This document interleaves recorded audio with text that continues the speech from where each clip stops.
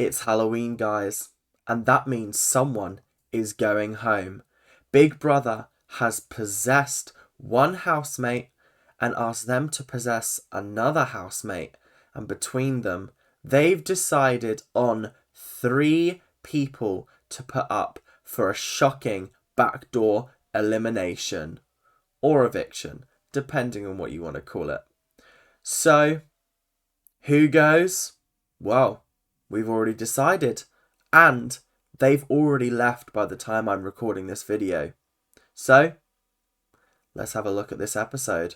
Now, before we get into this episode, I just want to say thank you guys very, very much for the support on these videos. If you're liking what you're seeing, make sure to like, comment, and subscribe. Do all that YouTube stuff.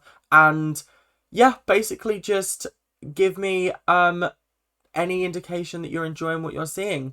So the episode started with kind of just little tidbitty scenes. First off, Dylan was moaning about what he affectionately, well, I don't think it's so much affectionately, but what he calls the riot lot, because they do come in at like 3 a.m. and they start just causing havoc, waking everyone up. It's not fun and it's not enjoyable, and yeah, I don't know, it's just a bit weird for me that they think this is okay behaviour, but sure, because they don't go to bed until 3 a.m, everyone else has to suffer. That's how life works. Speaking of, Paul, Tom, Matty and Noki were having a politics chat in the bathroom, and I just thought, like, that my 4 least favourite housemates in the house are in that little circle, and they're chatting about politics, and I just think, oh my god, bought off, because, like, if I wanted to watch a politics show, I'd watch Question Time or I'd watch something else. I don't need to hear, like, politics when I'm trying to enjoy my Big Brother. Do you know what I mean? Do you know what I mean? I'm just trying to enjoy my Big Brother.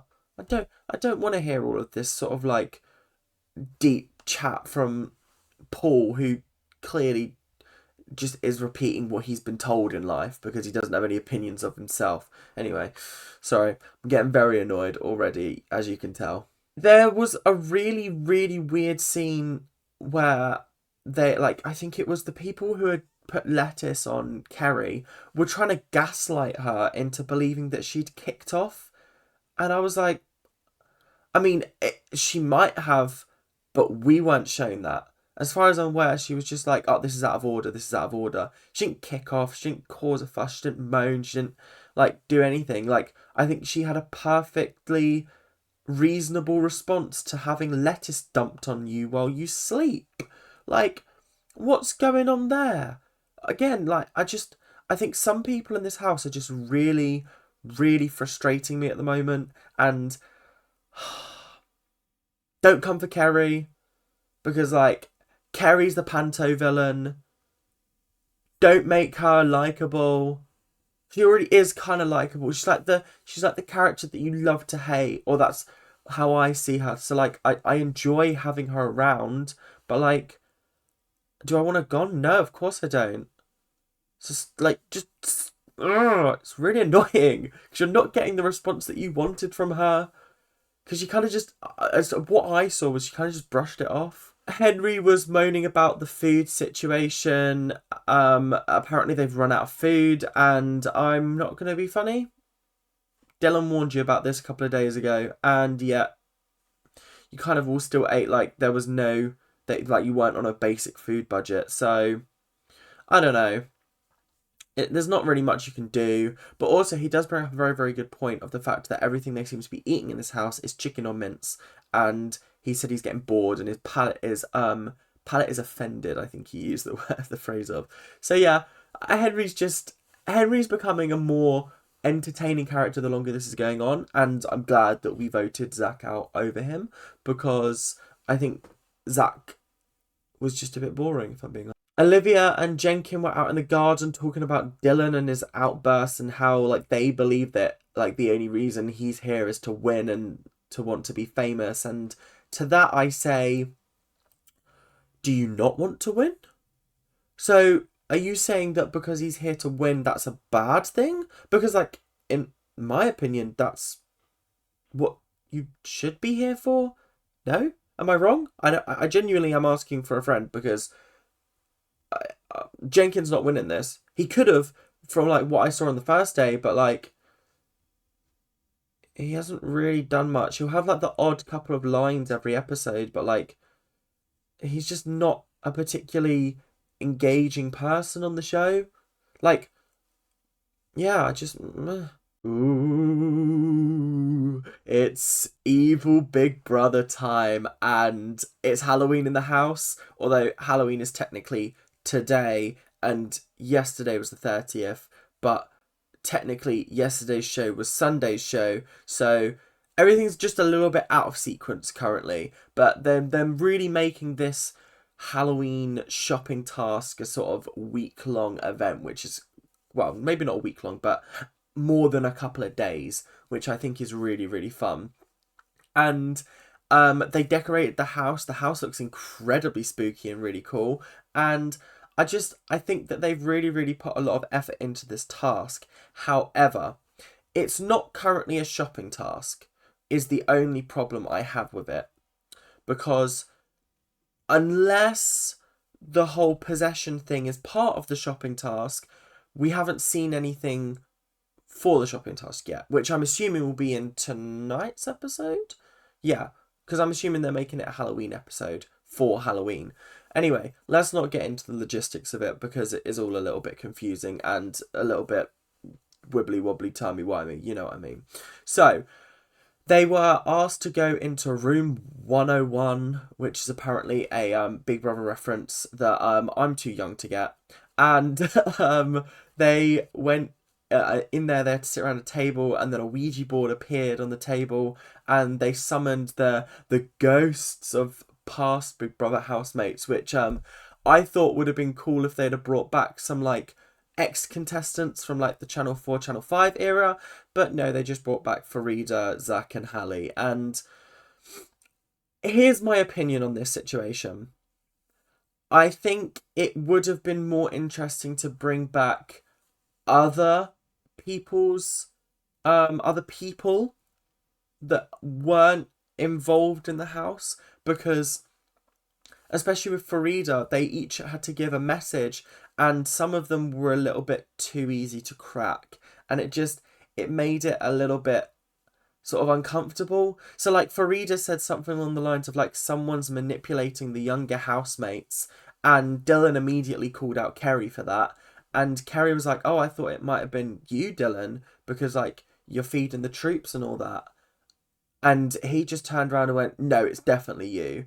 And I just thought the producers could have stepped in and been like, right, Farida, that's a bit too obvious. Please try something else, a little bit more veiled, because it just immediately, it just set off alarm bells for like everyone. And I did agree with Carrie later on when she was saying like, it's one thing for the crowd to be chanting get Carrie out, but it's another thing for someone to actively start planting seeds in the house. And I completely agree. I don't think Carrie's manipulating anybody. I think everybody in there is very aware of what she's doing and what she's trying to be. Everyone's kind of picked up on the fact that she's over dramatic. She plays up to the cameras sometimes. Olivia literally said last episode that she doesn't think that they're gonna be like able to be anything more than friends in here, because like it's just, do you know what I mean? Like I feel like Farida completely wasted her message. There are other people in the house that she could have been spiteful towards. I don't know. It just, Farida was the only one that didn't sit right with me because it was so obvious who she was talking about. Zach was up next, and Zach said something along the lines of like, there's someone that's very, very quiet but is going around and talking to everyone behind their backs or something along those lines. He was talking about Chanel, and Dylan immediately came for Chanel and was like, I think it's you, or it could be Yinran.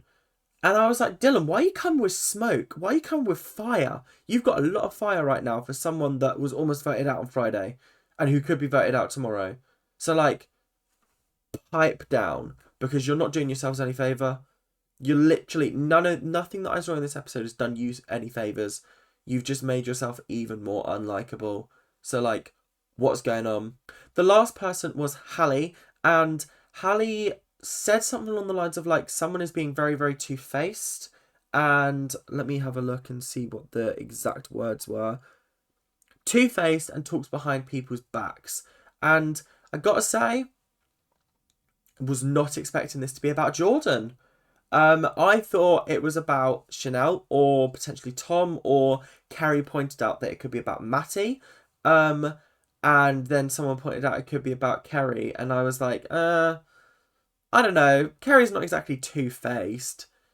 Like, she is, but like, I don't think Hallie would have said that because Hallie really likes Carrie. I don't know. But it was a bit of a shock to find out late on live that it was about Jordan. So, I don't know. This is what I mean by, like, Zach and Hallie had very, very cleverly veiled ones where it was mysterious enough to be sort of like up for debate, whereas Farida was just like, she might as well have just said Carrie's name. Okay, let's talk about Olivia with the whole dishes situation. So they're all having dinner. Yinran got up to wash up her stuff that she had used to eat with, and then Olivia kicked off that she was washing up when nothing had been dried up. And I can see it from both sides of the argument. Obviously, Yinran didn't really know what was happening or what Olivia was saying to her, but Olivia could have come at it from a nicer angle. But I also did agree with Olivia that, like, if there's drying up on the side, dry that up first, then wash it, because otherwise you're putting wet stuff on semi-dry stuff and you're just prolonging the inevitable. And so, like, I understood where Olivia was coming from, and I think Yinran was just genuinely a little bit confused. She was like, what's happening? And obviously Henry leapt to her defense, which I loved. And I personally didn't see anything wrong with what Olivia said. I think the tone of it was wrong, yes, but she came back and she apologized to Yinran for it later and was like, look, I'm very sorry for that. Just please, because I've done it so many times today where I've had to dry stuff up when it should already be dry because people are just putting wet stuff on top of the dry stuff. And so I do understand the frustration. I do get where you're coming from, but just next time, a little nicer, please. Okay, it's time to talk about who the possessed housemate was. And in a rather shocking twist of events, Big Brother just went, can someone come to the diary room? And Noki was the first one that went, so she was possessed. I gotta say, I've been very harsh on Noki over the last couple of episodes because I feel like there's a really, really interesting character there, but we're just not seeing it because either they're not showing it on the highlights or she's just not, like, being her true authentic self. However, I really enjoyed her this episode because she finally got a lot of airtime and she got a lot of screen time, and she was quite funny as well. So, like, she's shot up in my estimations. Like, I wouldn't hate if she was in the finale now. I don't think I'd want her there currently. I still think that I need, like, a couple more episodes of her being like this for me to be like, yeah, I want you in the finale. But I don't know, she was very, very entertaining. She did also choose Trish to be her sort of helpful mate in this whole task. And then there was a really weird moment where she was walking around the empty living room going, I've got a secret task, I've got a secret task. And I just thought, if you've got a secret task, why are you going around singing it around the living room? This is what I mean by, like, I really liked Noki in this episode. She was so entertaining. She was so funny. Later on that night, they had to go into the bathroom and say Halloween 3 times in front of the mirror. And then a secret passageway opened up. And then they had to crawl through into room 101. I gotta say, the sort of production of it and the sort of dramatics and all of that, really, really well done. They almost got caught by Jordan because Jordan noticed Noki leaving and then also kind of noticed Trish leaving as well. So I don't know if there's going to be some kind of punishment for that, because they were told if they get caught then there will be a punishment, but I don't think Jordan caught them necessarily. He just noticed something was a bit odd. I wonder if that will get brought up tomorrow. So it's time to talk about the killer nominations, and it's been something that I was concerned about depending on who was in charge of the killer nominations. So Trish and Noki were able to put 3 people up for a shocking elimination that would happen the following day. And you could see that both of them were quite shook by this and didn't necessarily want to be in this position. However, I think that they took it in their stride and they agreed on the points quite well. Trish and Noki decided that they would both choose one person and then they would agree on one person, which I thought was the perfect democratic way of doing this. Trish chose Olivia. I thought that was potentially down to what had happened with Yinran earlier on in the day. And I was disappointed because I thought Olivia was someone that I wanted up for elimination first week or eviction first week and second week. But then last week I've really, really enjoyed her. And I think that she's becoming a really interesting housemate and someone that I don't necessarily want to leave. I think that Trish potentially nominated her to try and break up the sort of riot squad. But if she targeted Paul, then I don't know, maybe that would have caused issues for her in the house. I don't know. I would have nominated Paul in this position. If I had one vote in that house, get Paul out. You know my stance on that. And I just think Olivia was a bit of a cop-out because I don't think the public would get rid of her. But then again, I didn't think the public would get rid of Hallie, and see how wrong I was with that. Noki decided to vote for Dylan, so put him up for eviction. Do I think he's going to go again? Potentially. The last 2 days have not done him any justice at all, and so like I put all 5 of my votes for him because I didn't want him to be in the house anymore. Over Olivia and the other person, I think that Dylan is definitely the weakest person out of the 3 and the person who brings the least amount of drama and entertainment to the house.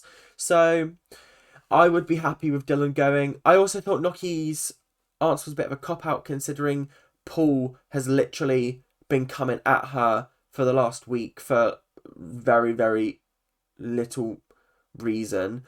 But I guess she sees a different side of him, yada, yada, yada. Yeah, whatever, I don't care. Because, like, why? I don't understand. I just don't understand how they could put these 3 people up and not nominate Paul. What do you mean? And the last person that they put up for eviction was Carrie. This is a backdoor eviction. This means that they are going out to no crowds and they are going to be interviewed in Late and Live the following day. So they're not even being interviewed straight away. They're being interviewed after a whole day, which means if Carrie leaves, she's going to be able to go home and sort of realise what the internet has been saying about her, and then she's going to realise what she needs to say in this exit interview. Personally, this is the worst thing that they could possibly do for Carrie. She's a panto villain. She deserves to come out on her scooter to boos and cheers and whatever. Because, like, let's face it, she has been the most entertaining housemate this year. The most. And I don't, like, you could argue Jordan, yes, he's very entertaining. But, like, no one's doing it like Carrie. No one's got the public talking like Carrie. And, like, it'll really bug me if they vote her out tomorrow. Because she doesn't deserve that. She deserves to be in the finale. She deserves to come 6th place. I'll happily accept that. But she does not deserve to be evicted through the back door. And I'm a little bit pissed off with Trish and Noki for nominating her. Like I said, they also brought up Tom's name. And I think Tom would have been a better substitute for Carrie, if I'm being honest. Carrie and Dylan have already won an eviction each. So, like, why are they nominating them again? Because, like, for all they know, the public could be voting them. But then, also, the Get Carrie Out, they used the whole Get Carrie Out situation as a reason to nominate her. And I just thought, what sort of a reason is that? That's a pathetic reason. That is a cop-out reason is what that is. So, yeah, I don't know. Still love you, Trish. And I'm starting to like you, Noki. So, like, Just hope they don't get caught, because if they get caught, it's all for nothing. Because, like, if they get caught, then they get punished. And I'm assuming that punishment is going to be horrendous, which could potentially mean they're up for eviction on Friday. Oh, I don't know. It's all a bit of a mess. I don't really have any, like, big iconic moments for this episode. I just have, like, a couple of little ones that I'm just going to rattle off. Dylan and Yinran talking about training your ass to make it bigger was quite funny. I think it was Matty, like, choreographing a dance routine, and then Jordan and Tom looking down on everyone. It was quite funny. There was also Carrie eating a bit of Gnocchi's cheese and just be like, oh, fuck it. I did think that, like, potentially people would sort of, on Twitter, jump on her, like, with the whole sort of Zach situation when he ate the last of her cheese. But then I was thinking, well, Carrie didn't eat the last of her cheese. There was a lot still in there. She just had a little bit to put with her food. So, like, it wasn't that deep. And the last thing I noticed was the riot lot putting the gravestones by the people who have left. They put the gravestones by their beds, which was quite funny. And yeah, it was quite entertaining. But guys, thank you guys very, very much for watching. I'm loving the absolute overwhelming support that I'm receiving from these videos. A lot of you are like, oh, I've been binge watching. Oh, I've been catching up on this every day. Oh, you're so good. It's genuinely so, so lovely to know that you guys are really enjoying the effort that I'm putting in. I'm trying to do these every day. There's going to be a couple of days coming up where I'm not going to be able to do them on time. There'll be a couple of days late, but I'll still try and do a video for every episode that comes out. They just might be a couple of days late, unfortunately. However, thank you guys very, very much for watching, and I will see you guys tomorrow to find out who has been evicted. See you later, guys. Bye now.